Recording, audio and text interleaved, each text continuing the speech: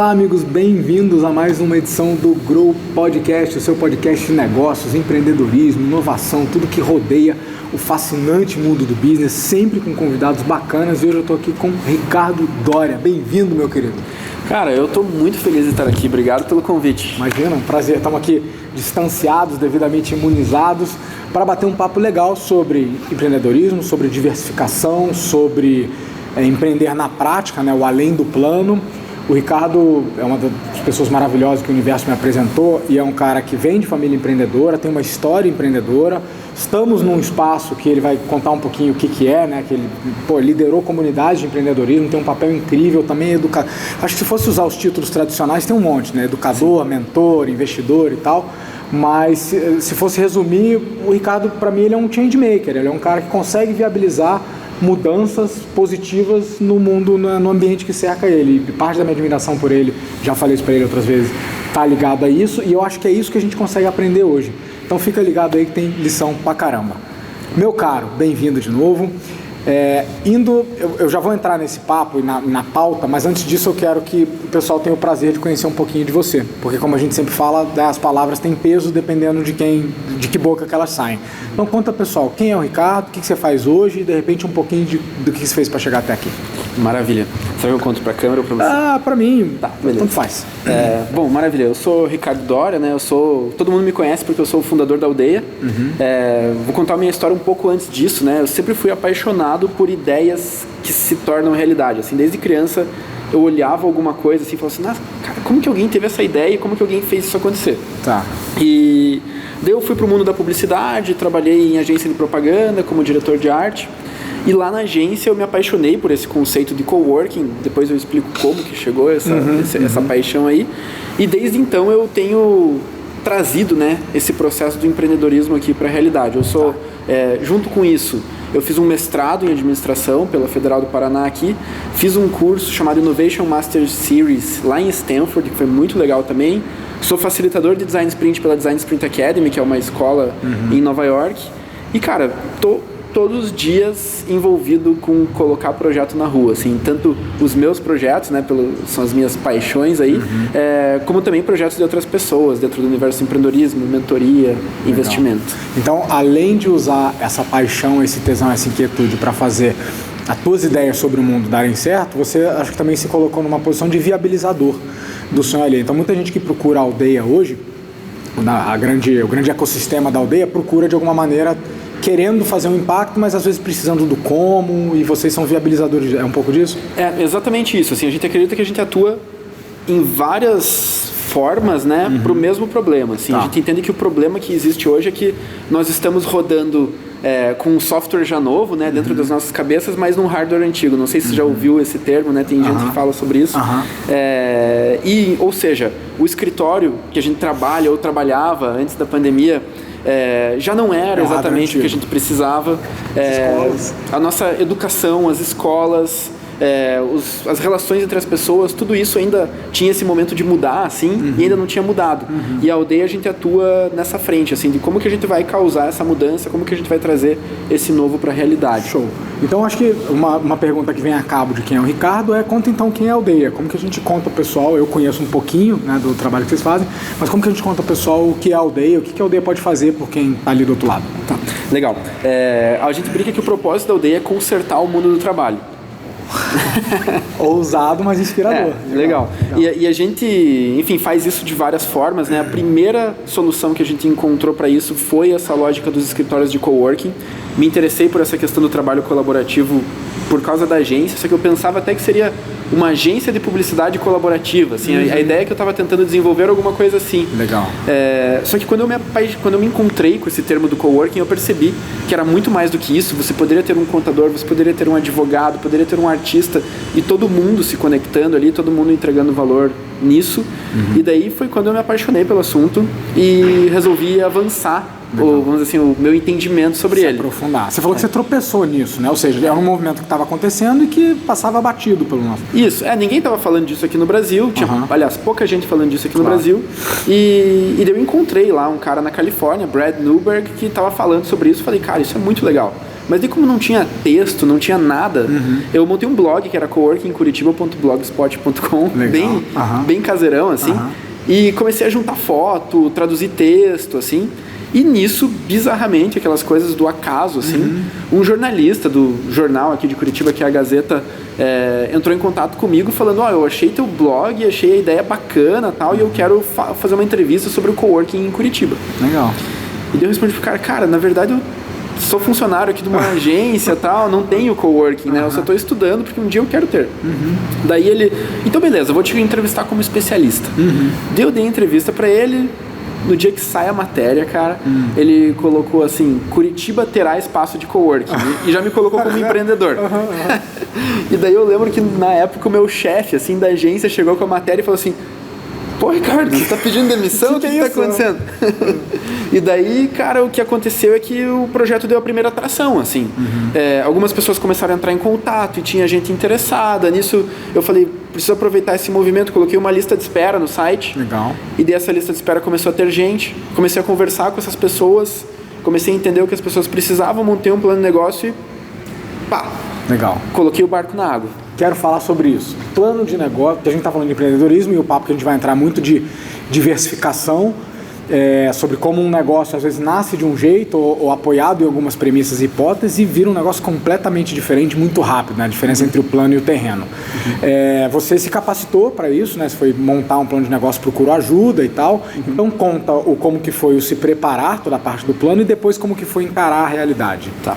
Cara, o plano de negócio é a coisa mais estranha do mundo, né? Porque você começa a colocar um monte de coisa que você acha, mas você não tem certeza, e ele vai ficando bonito, né? Ele vai ficando bom, você vai ficando confiante, assim. Só que, na verdade, dizem, né, que o plano de negócio ele vale o peso em papel que você colocou lá, porque tudo pode mudar, né? E o que está ali é uma representação ideal da realidade que você quer, né? Um mundo perfeito. Isso, é um cenário que você imagina que pode acontecer. E daí quando eu fiz, eu peguei uma consultoria, assim, tá? O consultor falou, é isso aí, tá ótimo, vai lá. E daí, cara, no fundo, assim, o negócio deu certo, porque no 6º mês de operação ele já estava no break-even, né? Que é quando você não precisa mais colocar dinheiro do teu bolso para sustentar ele. Claro. Que a própria receita já cobre os custos, né? O negócio fica de pé. Exatamente. Assim. Legal. Mas o bizarro é que a principal fonte de receita da época, que atingiu o break-even, já não era nenhuma das fontes de receita que estavam previstas no negócio. Não estava nem no plano. Não estava nem no plano. Ou seja, né? Na hora que o projeto começou de verdade, é que você começa a entender a realidade de verdade, né? Então ele deu certo, mas não da maneira que estava previsto. Deu certo, mas nem um pouco perto da maneira que estava previsto. Então o que aconteceu? A gente tinha uma lista de espera, né? Que eram as pessoas que estavam lá na lista de espera do blog para entrar. Tinha ali, eu ia começar o coworking com 20 e poucas posições. Eu tinha 400 e poucas pessoas na lista de espera. Então a minha hipótese era assim, cara, possivelmente eu começo lotado. Daí eu fiz um plano pessimista, assim, que eu começava com a metade das pessoas. E no fundo, assim, quando a gente inaugurou, quase ninguém veio. Tipo, porque as pessoas têm essa restrição, assim, era Curitiba, 10 anos atrás, assim, as pessoas não queriam compartilhar. Tudo muito novo, né? Exatamente. E daí, na hora que a gente viu isso, a gente falou assim, cara, pra que serve o plano agora, né? Se isso continuar assim, de acordo com o meu plano, eu vou quebrar. Claro, Então você usa o teu plano para ir medindo, assim, como é que você está indo, né? Deixa eu tirar umas lições aqui. Quem está nos ouvindo ali, a gente tem empreendedores, que acho que entendem perfeitamente o que você está falando, mas também tem gente querendo empreender, gente que às vezes está na iniciativa privada como funcionário, como seletista e tal. Então talvez a primeira, e aí acho que é meu papel extrair um pouco das pepitas que você está deixando aí. A primeira é de que, cara, o plano é apenas um devaneio da nossa cabeça de como que a gente quer ou imagina que a realidade seria. Ou seja, ele tem pouco valor, você até brincou, ele vale o quanto o papel pesa, né? Ele tem pouco valor quando chega na etapa de tração e de execução do negócio. E aí, depois você comentou um negócio, e aí, ao mesmo tempo, tem uma coisa que eu queria extrair, que é a segunda lição, que é, mas ao mesmo tempo ele teve valor para você começar. Ou seja, não dá para usar o fato de que o plano vai mudar, de que vai ser diferente, para não fazê-lo. Você acha que você teria tido algum sucesso pulando a etapa do plano? De maneira nenhuma. Cara, a gente planeja muito na aldeia, assim, todos os projetos que a gente faz, tudo que a gente modela, a gente é bem Caxias, a gente gosta de fazer plano. Legal. Mas a gente sabe que esse plano não vai dar certo. Nenhum plano sobreviveu ao primeiro contato com a realidade. Boa. Mas ele é fundamental para a gente desenhar um cenário e depois poder navegar nesse cenário. Claro. Então é como se você fizesse um mapa E daí você entra nesse mapa e você começa a entender a vida real. Você sabe que ele vai mudar, mas sem ele é muito pior, é isso? Nossa, sem ele eu diria que é loucura, né? Então o empreendedor que fala que empreendedor raiz tem que ir para execução e pula os planos e não faz pesquisa de cliente, então normalmente quebra, né? Tá lá na estatística e culpa o governo ainda. Cara, não, e nem sabe por que quebrou. Exatamente. Não sabe por que quebrou. Entendi. Legal, já tem 2 lições aí. E aí conta mais. E aí, pelo que eu entendi, você começou com uma grande vocação da aldeia, como coworking, mas isso hoje é uma gota no oceano perto do que vocês fazem. Como é que foi esse processo de transformar-se em algo diferente? Continuou sendo um pouco epifânico teu ou foi muito do mercado? Cara, então, daí entram os sinais que o mercado vai te dando, tá? Boa. Então, a gente montou esse plano, coworking, sublocação de espaços, com essa lógica de comunidade. Quando não apareceu ninguém, a gente falou assim, bom, precisamos trazer gente para dentro do espaço. E a gente começou a organizar palestra de graça, evento de graça. E daí algumas pessoas que estavam participando dessas palestras falaram assim, eu pagaria por um curso. E na hora que a gente pega esse insight, eu pagaria por um curso? Então, precisamos de receita, vamos começar a organizar os cursos no espaço vazio. Então, o que eu tenho disponível, né? E como que eu posso aproveitar isso? Legal.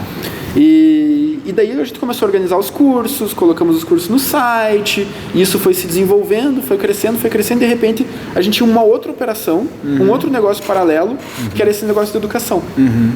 Então daí começa a diversificação, né? Você começa a operar o negócio de coworking de um lado e o negócio de educação do outro, tentando fazer uma sinergia entre eles. Legal. Então aí é o primeiro momento em que, depois de 6 meses, esses 2 negócios chegam no break-even, né? E a gente tem fontes de receita para crescer nos 2.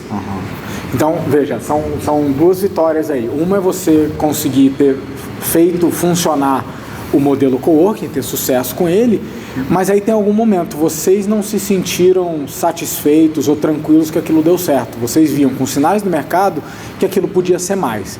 Por que eu tô querendo, onde eu estou querendo chegar? Estou querendo extrair uma lição para quem está ali, de que ter achado uma fórmula que funciona não é um sucesso definitivo. Na verdade, o próprio conceito de sucesso definitivo para mim é muito esquisito, né? Num mercado que muda sempre, nenhuma fórmula é vencedora por muito tempo, né? Exatamente. Mas ter a sensibilidade e até a humildade de falar, cara, essa fórmula está funcionando agora, nesse contexto, né? E se a gente pode ser mais e temos, como você falou, ativos na mão para fazer outra coisa, por que não? Foi difícil ter uma discussão do tipo, queremos ser mais do que... Sabendo que estava funcionando. Porque uma coisa é olhar para o teu plano, ou a história do coworking e falar, cara, não funcionou, vamos tentar outra coisa. Isso acho que qualquer um consegue fazer. Mas tendo funcionado, como é que foi investir tempo numa nova ideia ou numa nova hipótese e tentar uma vertente de educação que depois virou várias outras coisas? Como é que foi isso? Cara, eu acho que o que motiva aí é paixão, assim, pela possibilidade, né? Acho que existem eu acho que são perfis incríveis também, que são aqueles perfis das pessoas que são, entre aspas, né? Existem vários tipos de metáforas, mas existe o fazendeiro e o explorador, o samurai e o ninja, né? Você já deve ter... Quem quiser pesquisar no Google, depois você acha esses perfizinhos, assim.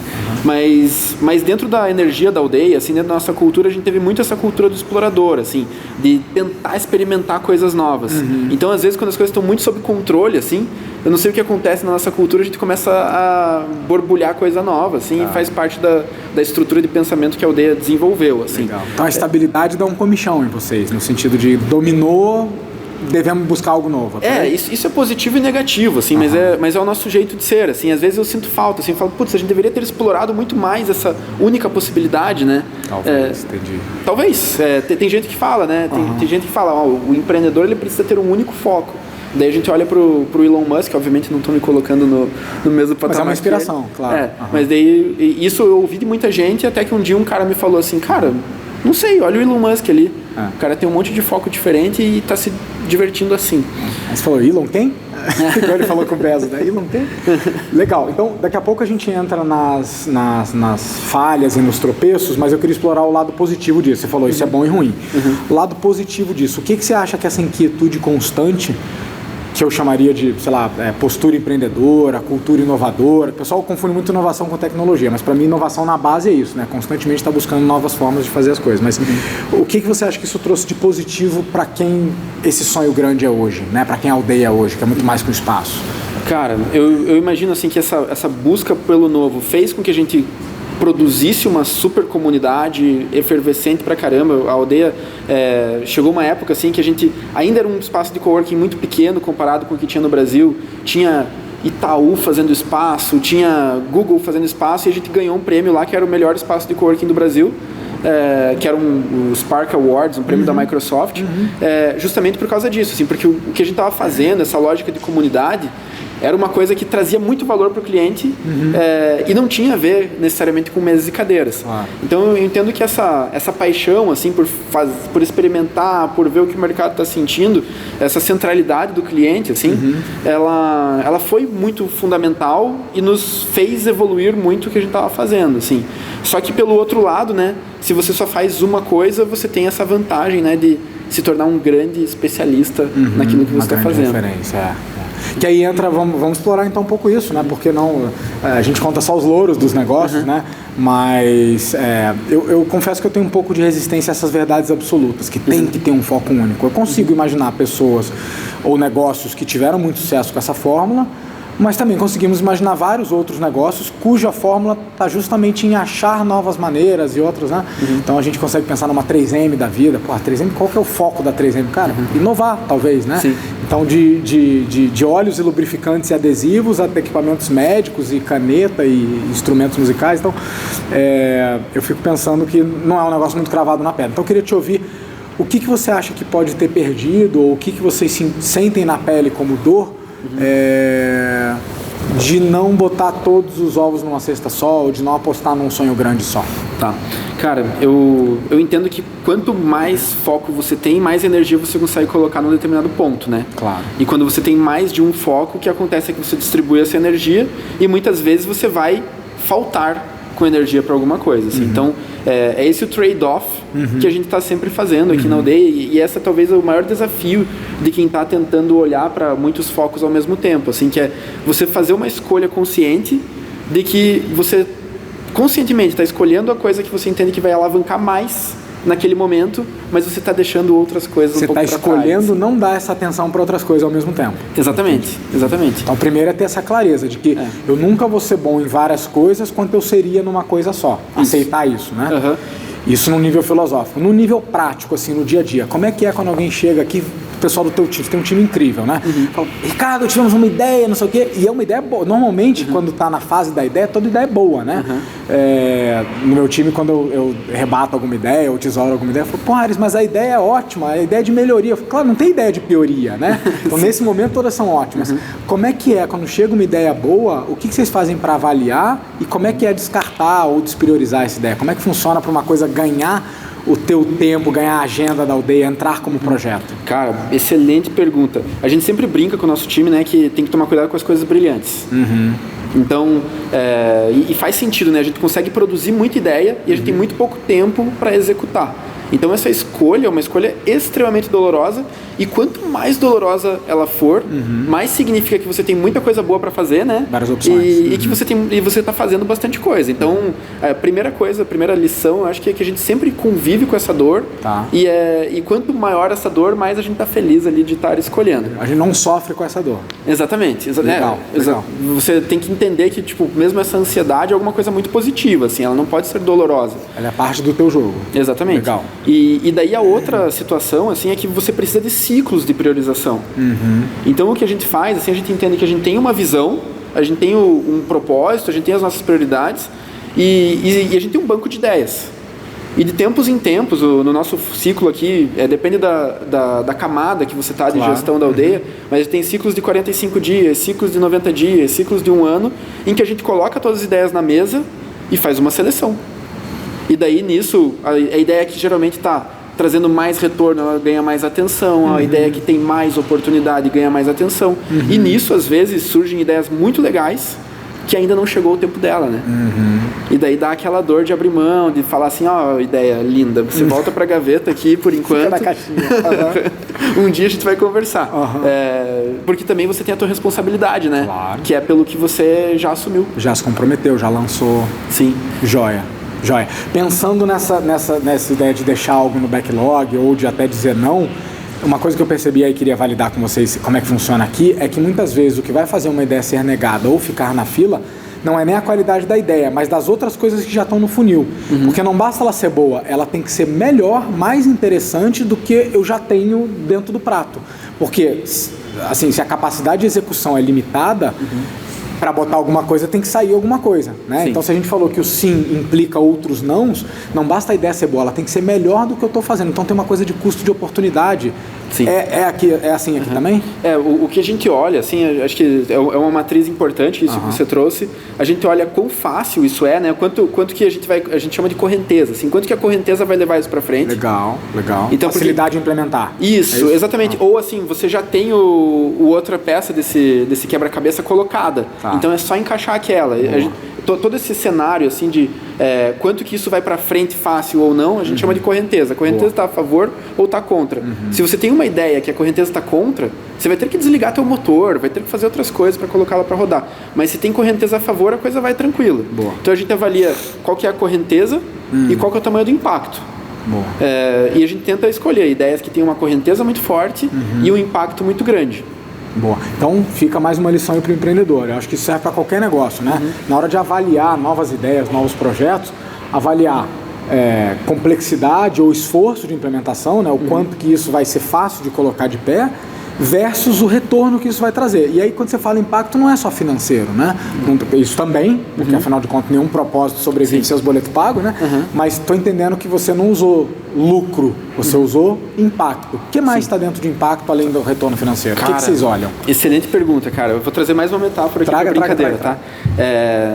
Eu acredito que o dinheiro ou o lucro, esse reconhecimento que a sociedade dá pra gente através da grana, é um tipo de energia, claro, né? Tipo, que é a energia que tá todo mundo fluindo para você ali porque você está resolvendo alguma coisa. Mas existem outros tipos de energia. Geralmente, dinheiro, tempo, trabalho, tudo isso é energia. E o que a gente está jogando aqui é com essa energia, né? Quanto mais eu facilito a sua vida, mais eu economizo sua energia e mais você está disposto a dar um pouco do teu dinheiro para mim, assim, nesse nível conceitual, assim. E o que para mim é impacto, né? Quanto que a sociedade vai te agradecer pelo que você está fazendo no futuro, né? Possivelmente, o teu lucro vai ser o reconhecimento que você vai receber da sociedade. Claro. Então, a gente sempre avalia, assim, o impacto. O dinheiro vai entrar por causa disso, agora, ou será que a gente está construindo alguma coisa muito legal para o futuro, que também é uma energia muito boa, assim, né? E são essas duas coisas que a gente está olhando. E daí, impacto, a gente prioriza as coisas que estão no nosso propósito. Então, hoje, o nosso propósito, que é consertar o mundo do trabalho, ele tem a ver com empregabilidade. A gente tem um problema seríssimo, né, de um gap absurdo, muito desemprego e um apagão de mão de obra. Isso é completamente errado. É incoerente, né? Então, milhões de pessoas sem trabalho e milhões de trabalhos sem pessoas. Isso. E isso não vai fechar, não é pela falta da vaga chegar nas pessoas, é por competência, skill, habilidades. Isso, né? Exatamente. Então a gente atualizou o software, mas não atualizou o hardware, né? A gente tá aqui. Então isso aqui, cara, a gente entende que é um problema sério, muito grande, que é uma energia travada aqui. Boa. Então a gente entende que, beleza, a aldeia atua dentro desse universo tentando destravar essa energia. Toda vez que a gente consegue o lucro, né? O reconhecimento da sociedade e tal. Então, quando a gente vai escolher o nosso impacto, a gente sempre tenta ir dentro disso que a gente está olhando. Então, por exemplo, né? Às vezes tem gente do meu time e fala, agora a gente está... Depois eu conto disso. Às vezes chega gente no meu time e fala assim, cara, vamos trabalhar junto com essa ONG aqui que cuida de animais? Eu falo, cara, cuidar de animais eu acho incrível, mas o nosso ponto que a gente quer fazer a acupuntura no mundo é o ponto de consertar o mundo do trabalho.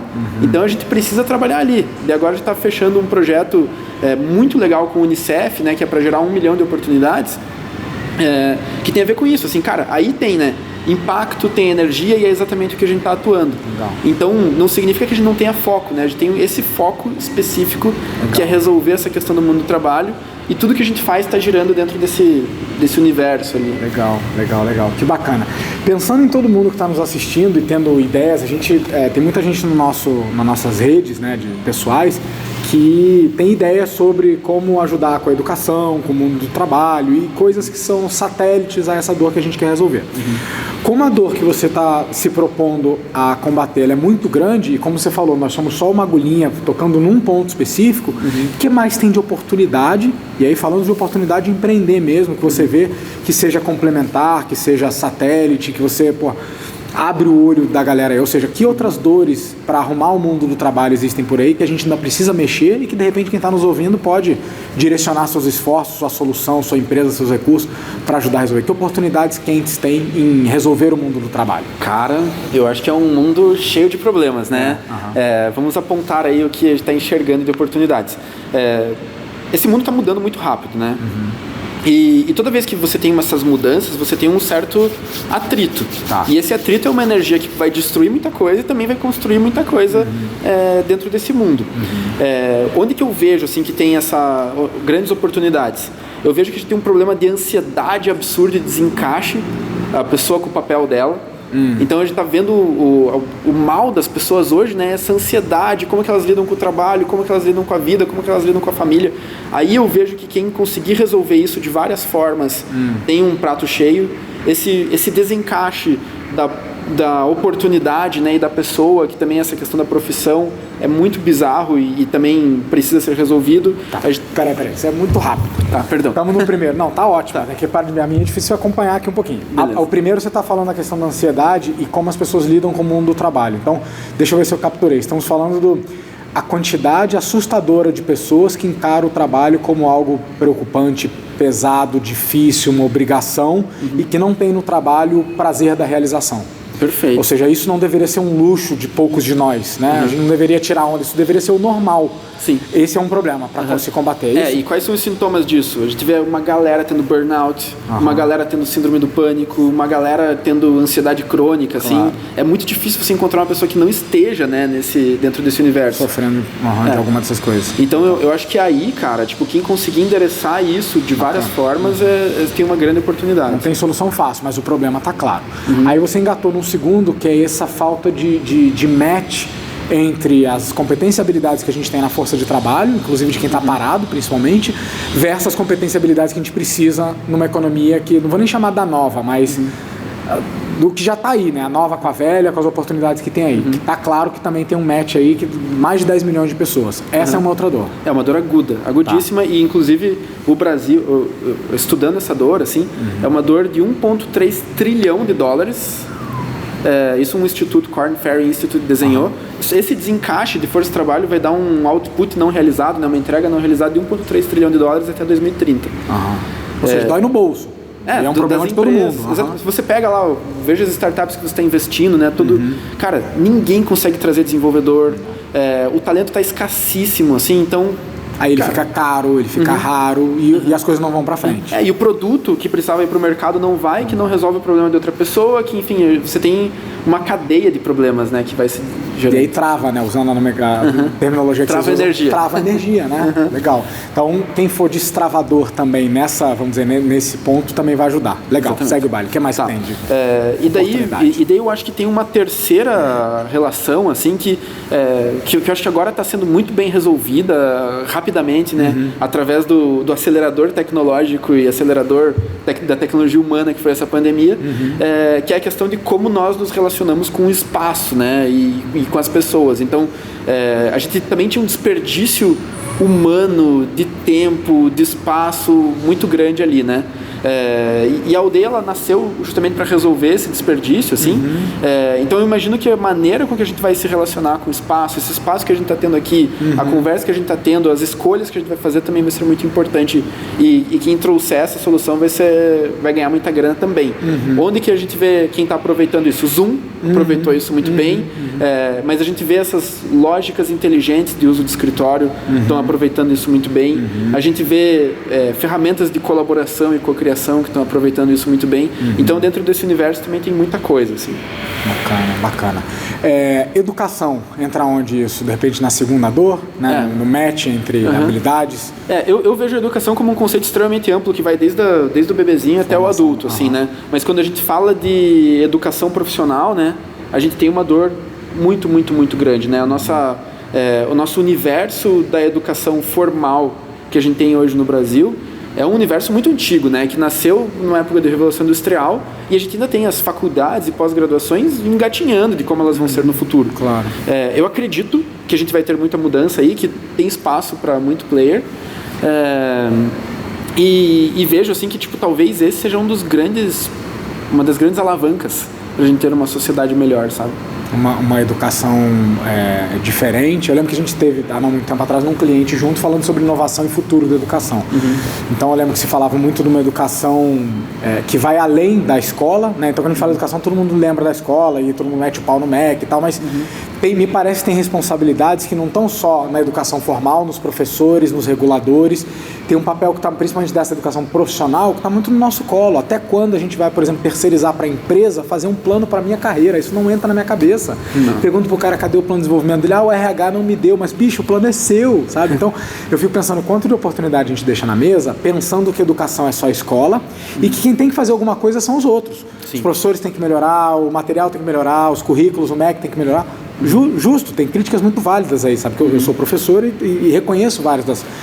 Mas eu não deixa de me colocar estupefato o quanto que está no nosso colo, né? Sabe que eu atuo com andragogia, com educação de profissionais, de adultos. Então, pós-MBA, curso em company, formação, curso livre. Tem um mundo de oportunidades aí que o pessoal não dá bola o suficiente, né? Achando que enquanto o MEC não mudar, nada vai mudar. Como é que vocês resolveram sair desse discurso e pegar uma bandeira e falar, cara, aqui a gente consegue fazer. Como é que é essa ponta de educação e de curso? Cara, eu acho que tem 2 pontos muito legais que você trouxe. Um deles é essa questão do regulamentador como um desafio, tá? E daí eu olho para essa questão do regulamentador como um desafio, que daqui a pouco o regulamentador vai ser o próprio sociedade / mercado, assim. Eu não acredito num futuro... A mão invisível da Adam Smith? Eu não acredito num futuro muito possível, assim, do MEC ficar controlando as coisas, sabe? Eu acho que a gente tem outras maneiras mais inteligentes de controlar, né? Que é, tipo, demanda, enfim, tecnologia e tal. Então eu não me preocupo tanto com regulamentação, assim, eu me preocupo muito com entrega de valor. E daí eu entendo que a educação do futuro vai ser a educação que causa uma transformação. Você não precisa ter uma grade oficializada. Você tem que ser oficializado pela transformação que você faz. E daí eu entendo que os centros universitários, toda essa galera, em algum momento vai estar mostrando assim, o que a gente faz é colocar as pessoas no mercado, o que a gente faz é formar um pesquisador, o que a gente faz é isso. E daí não precisa ter alguém regulamentando aquilo, né? A mesma coisa, a relação entre o Uber e o taxista, né? A gente tinha essas organizações tipo a URBS aqui em Curitiba que regulamentava o táxi. Por que a URBS não precisa regulamentar o Uber? Porque o próprio... Funciona. As pessoas regulamentam. Você dá 0 estrelas, você dá 5 estrelas. Então, nesse sentido, eu acho que tem uma questão muito relevante e não olharia para a regulamentação num futuro. Esses regulamentadores, eles existem para regular a confiança entre desconhecidos. Claro, Mas você não confia nesse regulamentador também. Então, você não quer regular a tua confiança através do MEC. Quem regula o regulador? O nosso regulador deve ser regulado. Isso. Bacana. A queda na valorização, isso me dói como educador formal, dizer, né, como professor com P maiúsculo, falar sobre a queda do valor do currículo, do diploma. Do diploma. Mas é inegável, temos que reconhecer, né? Cada vez menos as empresas valorizam. Não estamos dizendo que ele não vale mais nada, taquem fogo nos currículos, por favor, não vão para um lado meio ativista que não é por aí. Mas fato é que cada vez mais outras coisas estão sendo usadas como parâmetros de contratação, e em alguns casos mais extremos até ignorando o diploma ou área de formação ou quanto você teve de score na faculdade, versus outras coisas mais importantes. Esse é um sinal disso, né? De que a regulação está ficando para trás, no sentido de, cara, estamos deixando de dar peso para isso. Cara, vamos lembrar lá, é que o diploma pelo diploma, né? Tipo, lembra que tinha faculdade que você podia comprar teu diploma. Imagina que você é uma empresa que ia contratar um programador. Tá. Você vai confiar no diploma que ele teve da faculdade ou no GitHub, né? Onde ele foi lá e ele se demonstrou contribuindo com a comunidade de código e trazendo inovação. E eles validaram aquela pessoa. E a comunidade validou. Boa. Então você quer uma pessoa validada pela comunidade ou validada pelo diploma? Eu entendo que existe valor nesses dois elementos, claro, né? E talvez a combinação desses dois seja o melhor. Mas o universo que a gente vivia antes era a validação pelo mero exclusiva, diploma. Né? Legal. E daí não funciona, né? Vamos pegar uma vez então que pouca gente pega. A queda do valor automático do diploma, ela é boa para o mercado e ela é boa inclusive para as boas instituições de ensino, que assim, aquela que de fato tem valor na sua formação, agregou na sua vida profissional a ponto de tornar um profissional diferenciado, competente, ela se beneficia, né? Ou seja, a gente sai dessa lógica desse mercado de venda, de parcelar diploma em 4 anos. Então, parece que quando a gente fala que o diploma está perdendo valor, parece que as faculdades vão fechar, morreu a escola tradicional, e na verdade isso é bom para a renovação e para, vamos dizer, para a seleção natural das boas não vou nem chamar de escolas, mas para as boas instituições que formam pessoas? Cara, eu não acredito de maneira nenhuma que as faculdades vão fechar e que elas deixam de ser importantes para a humanidade, assim, para a realidade. Eu entendo que a gente precisa aprender a estudar, a gente precisa aprender a pensar, mas eu vejo que existiam alguns papéis que talvez a gente estivesse delegando ali que não eram dali, sabe?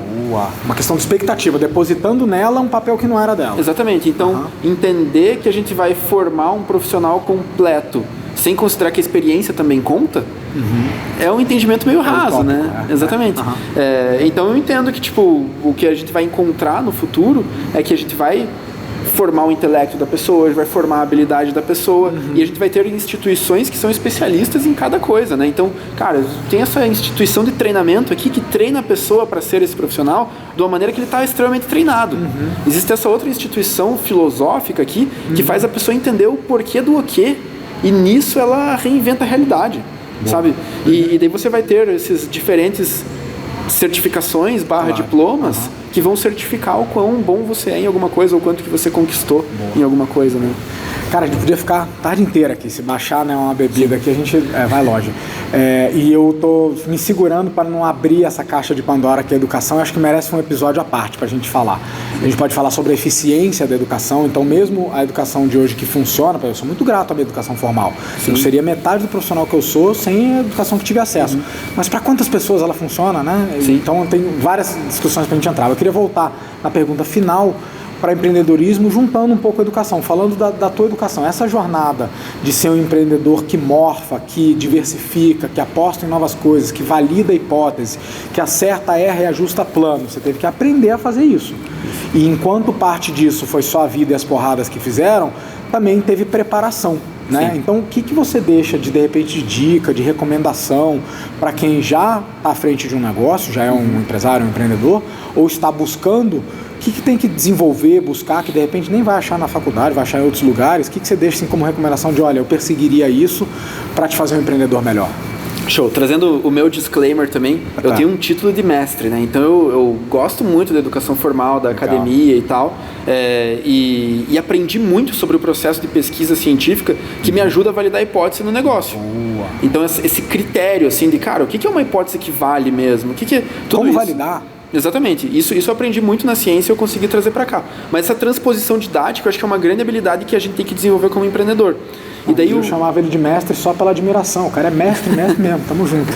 Aliás, muita coisa que a gente critica, só um parênteses rápido, já te devolvo a palavra, muita coisa que a gente critica na educação de não nos ensinar a aprender, o mestrado nos ensina, né? Sim. Como validar hipóteses, como pesquisar direito, como correr atrás da informação que a sociedade já é validada por uma sociedade científica, né? Como formular boas hipóteses. Sim. Isso o mestrado ajuda bastante. Então, quem acha que mestrado é só para formar professor, eu diria que eu sou um melhor empreendedor porque aprendi a pesquisar e validar hipóteses. É isso que você está falando? Sim, com certeza. E acho que o meu estilo de empreender é um estilo científico, pesquisador assim.